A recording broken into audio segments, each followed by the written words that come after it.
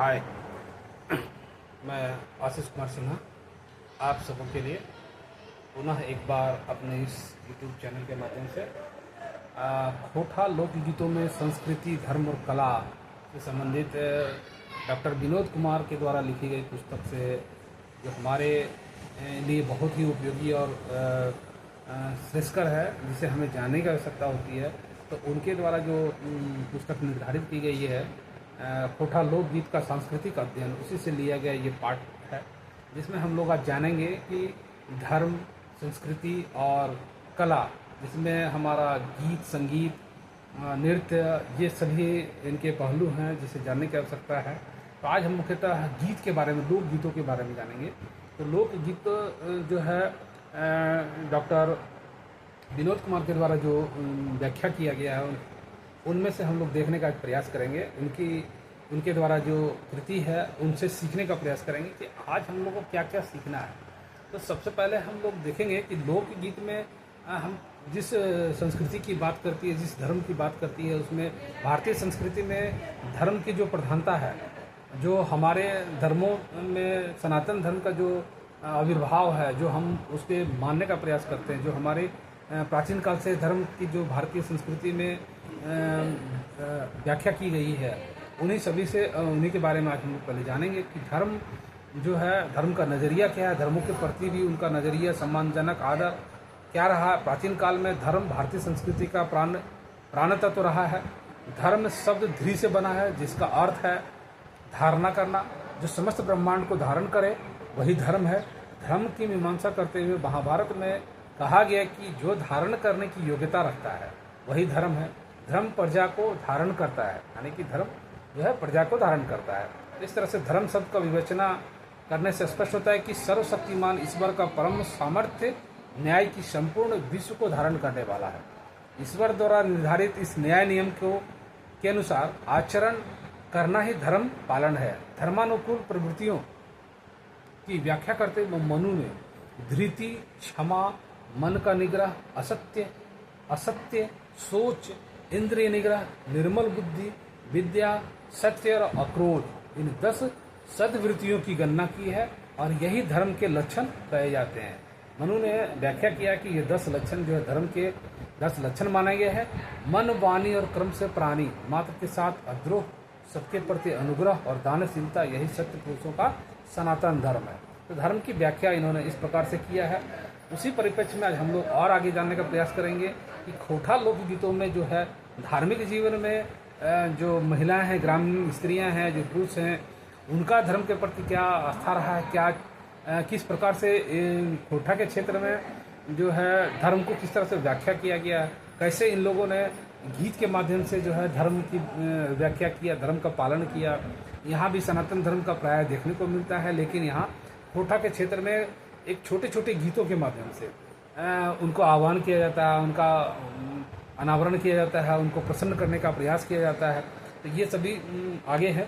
जैसे प्रायः हम लोग देखते हैं कि खोटा के क्षेत्र में हम लोग जो पूजा किया जाता है वो प्रकृति पूजक है। जैसे सूर्य की पूजा करना, नदी, तालाब, पशु पक्षी, वृक्ष, पर्वत आदि की पूजा होती है यहाँ। तो इन सभी के लिए जो है अलग अलग देवी देवताओं का अनुष्ठान किया जाता है। मान लीजिए जल के लिए जल देवता, अग्नि के लिए अग्नि देवता, अग्नि सूर्य की पूजा की जाती है, सूर्याही पूजा यहाँ प्रचलित है। तो बहुत सारे देवी देवताओं को अलग अलग माध्यम से उनको खुश करने का प्रयास किया जाता है। तो खोटा लोकगीत में धार्मिक जो विश्वास है उसमें जो गाने का प्रयास किया जाता है।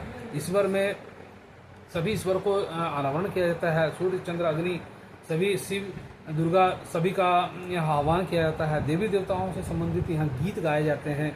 और खोटा लोकगीत में जिन देवी देवताओं का वर्णन मिलता है, उसका वर्णन अलग अलग करना अधिक श्रेष्ठकर है। अगर अलग अलग से हम लोग देखते हैं, जैसे देवी दुर्गा का जो है खोटा क्षेत्र में शक्ति की उपासना के रूप में देखा जाता है और शक्ति का पर्याय माना जाता है। तो ऐसा लगता है कि शक्ति की उपासना परंपरा छोटा नागपुर के प्राचीन काल से चली आ रही है। यहाँ देवी दुर्गा को शक्ति का श्रेष्ठ माना गया है कि शक्ति इनमें ही निहित है।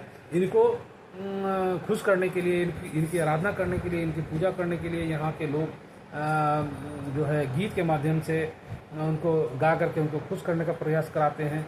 जैसे उदाहरण के लिए हम लोग देखते हैं ना, सिंहा चढ़ली माई जी गरजते आवे, मैया जी होवा न सहाय। चंद्रा बदन मैया गरजते आवे मैया होव न सहाय। तो बांधो ही ये सकरा लडुआ आटल दूध आवा न हावो हम मैया 21 बहन, यानी 21 बहन का यहाँ आह्वान करता है और यहाँ उनकी पूजा की जाती है। इस गीत के माध्यम से उनको देवी माता सिंह पर चढ़कर आई है, माँ आप पर मुझ पर कृपा कीजिए, श्रद्धापूर्वक मैं लड्डू लाया हूँ, कृपा करके आप सभी बहनें आकर मेरा प्रसाद ग्रहण करें।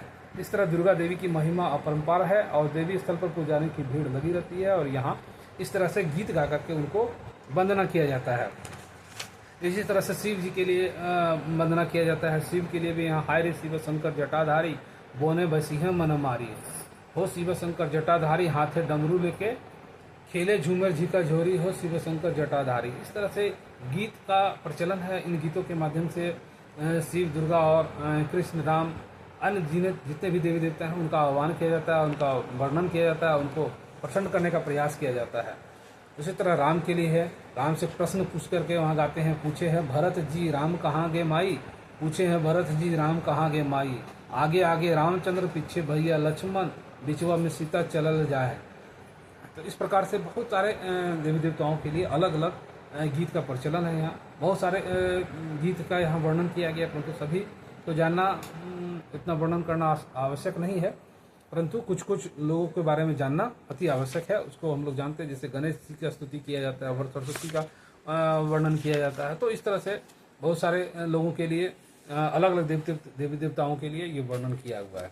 तो खोटा लोकगीत में अंधविश्वास और रूढ़िवादिता का प्रचलन बहुत ही पॉपुलर है, सभी लोग इसको मानते हैं। तो खोटा क्षेत्र में जैसे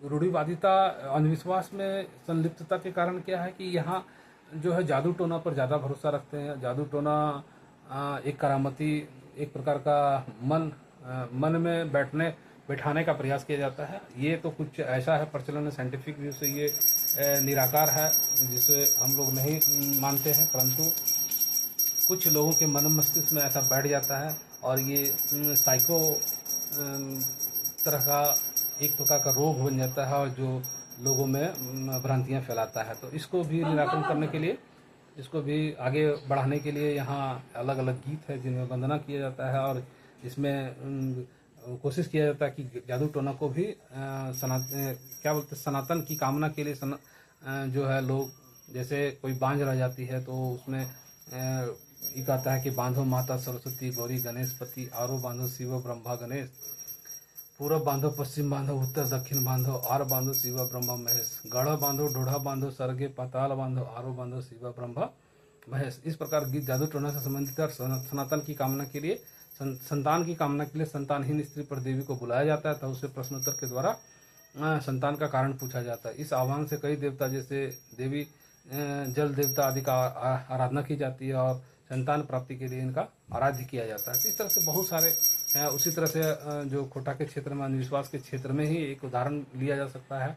वो उदाहरण है कि जैसे कि चेचक का प्रकोप बढ़ जाता है, तो चेचक आने से लोगों में भ्रांति आ जाती है कि ये देवी प्रकोप के कारण चेचक हुआ है, तो उनका आह्वान किया जाता है, उनको पानी क्या बोलते हैं 3 दिन की उनकी उपासना की जाती है और उनका गीत गाया जाता है। जैसे गीत गाया जाता है कि नीमिया के डायर मैया लागल हिंडोलवा है मैया, मैया झुकी झुकी मैया गावे है गीत रे झुकी झुकी, गीतिया गावे तो मैया लागल तरास और मैया चली गेले मैया मलिया दरबार चली गेले, कने गेले किया भैले मैया 21 पियले यह जुड़ा पानी। इस प्रकार से गीत गाकर पुनः उनका आह्वान किया जाता है और लोगों को उससे निजात पाने का एक सांत्वना प्राप्त होता है। देवी देवता का जो प्रकोप है उससे छुटकारा पाने का एक प्रक्रिया है। इस प्रकार से खोटा लोकगीत में इस तरह का रूढ़िवादिता और भी अंधविश्वास का भी प्रचलन है, जिसे लोग भली भांति से इसका प्रचलन करते हैं।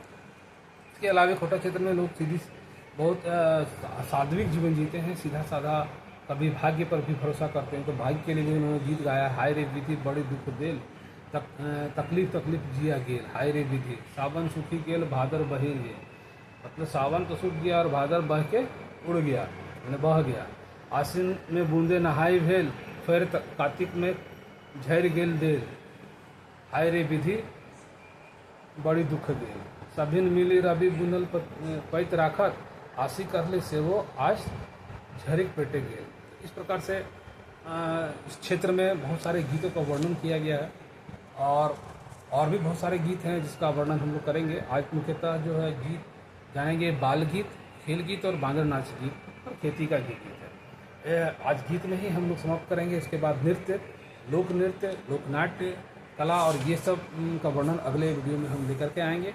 तो कुछ बाल गीत है जिसे हमें जाने की आवश्यकता है, जैसे झिम झिमा लो माई बापू खाए लो, हमारा नाच दे लो गजर धूम पटासू, ऊपर कुल्ही गिदर कांदे वह हेठे कुल्ही गिदर कांदे काहे कहे, झक्का झूमर खेले दे लिखल पटा पटा मार दे। तो ये बच्चों द्वारा गाया जाने वाला गीत है और भूखे बच्चे बिलबिला रहे हैं और उनके माता पिता को अपना अपना ही सूझता है। वे तो झूमर खेलने में व्यस्त हैं तब बैठ रहकर लिख मारने में व्यस्त है। तो बच्चा भूख से चिलमिला रहा है और गा रहा है।